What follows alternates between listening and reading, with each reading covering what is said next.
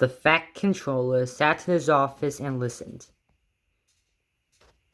The Fat Controller frowned and said, "What a nuisance passengers are! How can I work with all that noise?"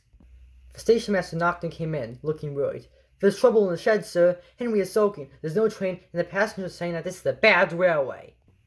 "Indeed," said the Fat Controller. "We cannot allow that." "Will you quiet down the passengers, please, while I will go speak to Henry?" He found Gordon, James, and Henry looking cross. "Come along, Henry," he said. It's time your train was ready."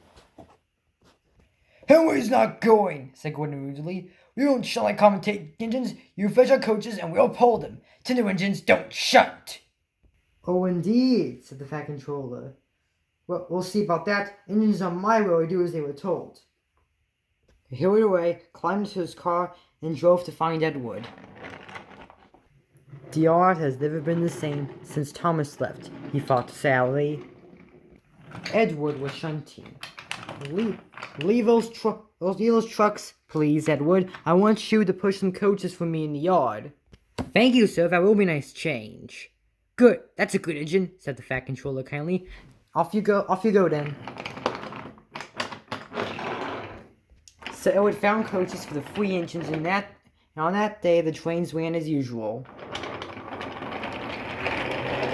But when the Fat Controller came the next morning, Edward looked unhappy. Gordon came clanking past, hissing rudely. "Bless me," said the Fat Controller. "What a noise!" "They'll hiss me, sir," answered Edward sadly. "They say tender engines don't shunt. Last night they said I had black wheels. I haven't. Have I, sir?"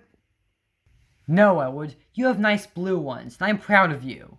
Tender engines do shunt. But all the same, you'll be happier in your own yard. We need a tank engine here."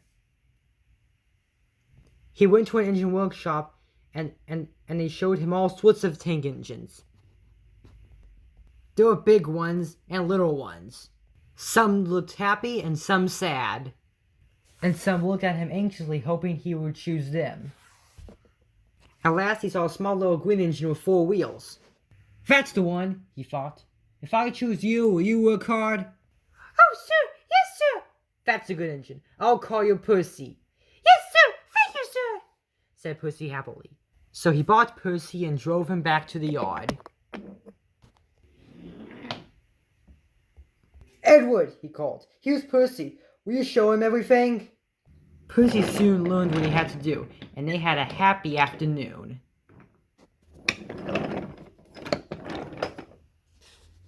Then Henry came by, hissing as usual. "Wheesh!" said Percy suddenly. Henry jumped and ran back to the sheds. "How beautiful your wheesh," laughed Edward.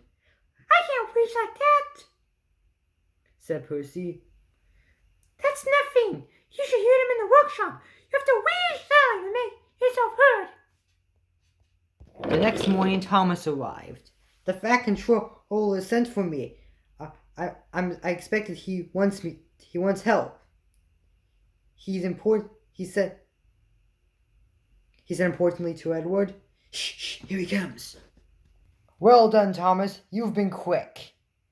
Listen, Henry, Gordon, and James are sulking. They say you won't shun like common tank engines. So I have shut them up, and I want you both to run the line." "Common little tank engines indeed," snorted Thomas. "We'll show them." "And Percy here will help too," said the Fat Controller. "Oh, sir! Yes, sir! Please, sir!" answered Percy excitedly. Edward and Thomas worked the main line. Starting at opposite ends, they pulled the trains, whistling cheerfully to each other as they passed by. Percy's engines puffed along the branch line. Thomas was anxious, but both driver and guard promised to take care of Annie and Clarabelle. There were fewer trains, but the passengers didn't mind.